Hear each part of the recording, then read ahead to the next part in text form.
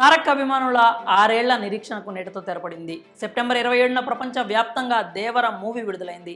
అరవింద సమేత వీరరాఘవ తర్వాత junior NTR solo హీరోగా వస్తున్న చిత్రం కావడంతో ఫ్యాన్స్ విపరీతమైన ఎక్స్పెక్టేషన్స్ పెట్టుకున్నారు.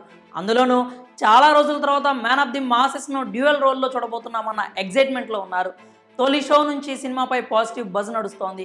ఇక థియేటర్ల దగ్గర నానా హంగామా చేస్తున్నారు అభిమానులు. పెద్ద పెద్ద కటౌట్స్ కట్టి హోర్డింగ్లు పెట్టి తమ అభిమానాన్ని చాటుతున్నారు. థియేటర్లన్నీ జాతరలను తలపిస్తున్నాయి. ఈ క్రమంలో ఆర్టీసీ క్రాస్ రోడ్లోని సుదర్శన్ థియేటర్ దగ్గర దేవర కటౌట్కు నిప్పంటుకుంది. థియేటర్ ఆవరణలో ఉన్న జూనియర్ ఎన్టీఆర్ కటౌట్ మంటల్లో కాలిపోయింది. మంటలు ఎగిసిపడడంతో వెంటనే ఫైర్ సిబ్బందికి సమాచారం అందించారు. ఘటనా స్థలానికి చేరుకున్న ఫైర్ సిబ్బంది మంటలను అదుపు చేశారు. ఇదిలా ఉంటే ఇది దుండగుల పని అని తెలుస్తోంది. అలాగే టపాసులు కాల్చుతుండగా ప్రమాదవశాత్తు కటౌట్కు నిప్పంటుకుందన్న వార్తలు కూడా వినిపిస్తున్నాయి. దేవర కటౌట్ మంటల్లో కాలిపోవడంతో అక్కడ ఉద్రిక్తత పరిస్థితి నెలకొంది.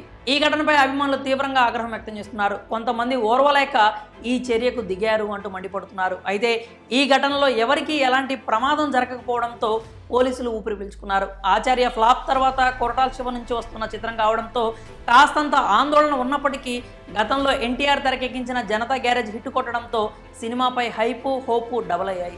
ఇక ఒకప్పటి అందాల సుందరి శ్రీదేవి తనయ జాన్వీ కపూర్ తొలిసారిగా తెలుగులోకి అడుగుపెట్టడంతో మరోసారి senior NTR Sridevi magic repeat అవుతుందన్న ఆనందంలో మునిగిపోతున్నారు.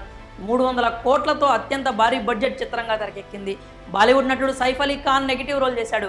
వీరితో పాటు శ్రీకాంత్, షైన్ టామ్ చాకో, ప్రకాష్ రాజ్, శృతి మరారే, తాళ్ళూరి రాజేశ్వరి తదితరులు ముఖ్య పాత్రలు పోషించారు.